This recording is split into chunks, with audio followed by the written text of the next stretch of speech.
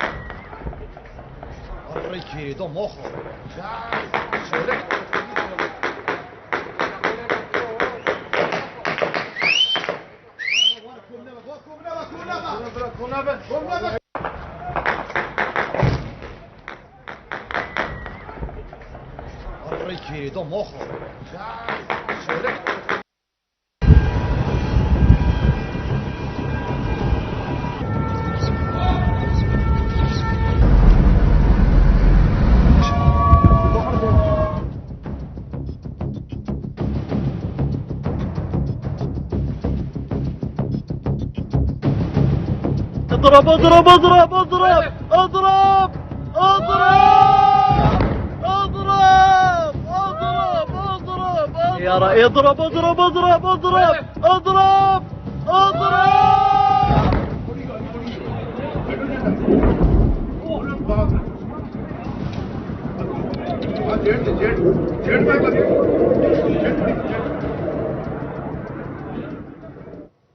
Israel, America आणि इराणमधल्या युद्धाचा आजचा चौथा दिवस आहे. इस्रायलनं आज इराणच्या 500 वर्ष जुन्या गोलेस्टीन पॅलेसवरती हल्ला केलाय आणि हल्ल्यामध्ये या पॅलेसचा बराच भाग हा उद्ध्वस्त झालेला आहे. गोलेस्टीन पॅलेसवरती हल्ला करण्यात आलाय. 500 वर्षांपूर्वीचं गोलेस्टीन पॅलेसचं बांधकाम आहे. युनेस्कोच्या यादीमध्ये गोलेस्टीन पॅलेस होता आणि आता गोलेस्टीन पॅलेस हा उद्ध्वस्त झाल्याची दृश्य देखील समोर आलेली आहे.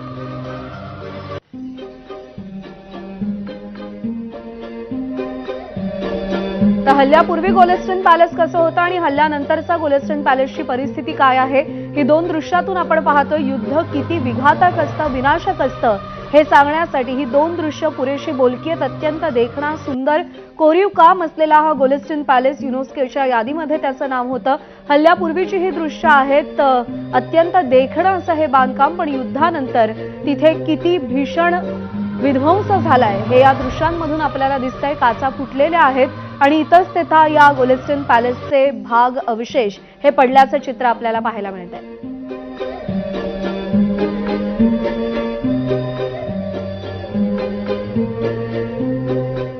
आणि यानंतर एक मोठी बातमी समोर आली आहे. सौदी अरेबिया आणि कतारनं त्यांच्या देशातील ऑइल रिफायनरी सध्या बंद केली आहे. इराणच्या हल्ल्यात रिफायनरीचं नुकसान होण्याच्या भीतीतून त्यांनी हा निर्णय घेतलेला आहे. सौदीतल्या अरामकोवरती हल्ला करण्यात आला होता आणि इराणच्या हल्ल्यामध्ये ऑइल रिफायनरीचं नुकसान होण्याच्या भीतीनं ही रिफायनरी बंद करण्याचा निर्णय घेण्यात आलेला आहे. अरामको रिफायनरीच्या काही भागांना कालच ड्रोन हल्ल्यामुळे आग लागली होती.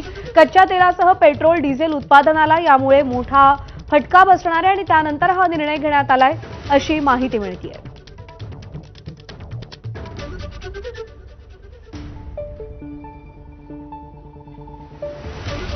सौदी अरेबिया आणि कतारनं हा निर्णय घेतलेला आहे. अरामको रिफायनरीच्या काही भागांना कालच ड्रोन हल्ल्यामुळे मोठं नुकसान झालेलं होतं आणि त्यामुळे हा निर्णय घेण्यात आल्याची माहिती मिळते.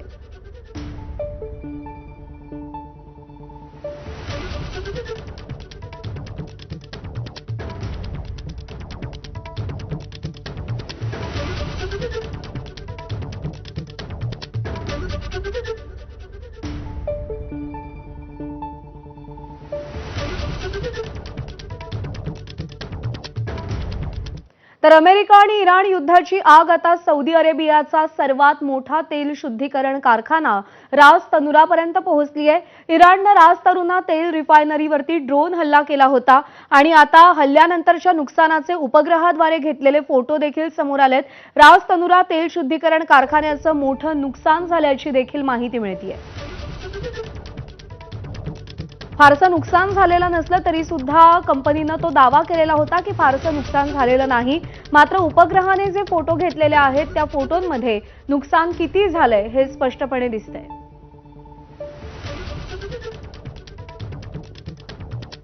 हल्ला झाल्यानंतर हा कारखाना तुर्तास बंद ठेवण्याचा निर्णय देखील घेण्यात आलेला आहे।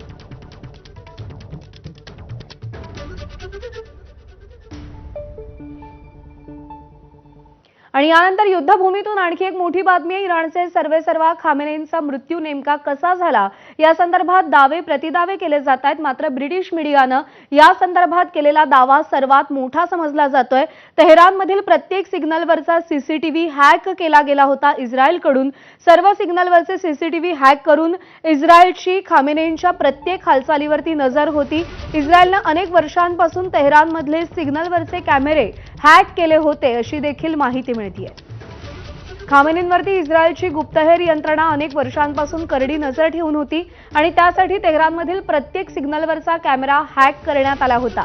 तेहरानचा प्रत्येक रस्ताच नव्हे तर चौक आणि छोट्या गल्ल्यांमधली स्थिती इस्रायली पाहत होते आणि एवढंच नाही तर तेहरानसह इराणच्या मोबाईल नेटवर्कमध्ये सुद्धा इस्रायलनं शिरकाव केला होता। त्यामुळे खामेनेईंच्या त्यांच्या सहकाऱ्यांच्या विविध अधिकाऱ्यांच्या प्रत्येक हालचालीवर इस्रायलचं बारीक लक्ष होतं।